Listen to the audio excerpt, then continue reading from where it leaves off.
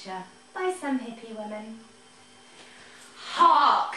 Do you hear what I hear? 'Tis the sound of the common sparrow. It can be heard throughout the land, through fields of sweet corn, cauliflower and marrow. Look! Do you see what I see? 'Tis the striking feathers of the proud male peacock, preening himself upon a sacred rock. Sniff! Do you smell what I smell? 'Tis the sweet scent of the buddleia flower, attracting the red admirals with all its power. Yum! Do you taste what I taste? 'Tis the sweet stem of the evening clover, which can be found through fields the whole year over.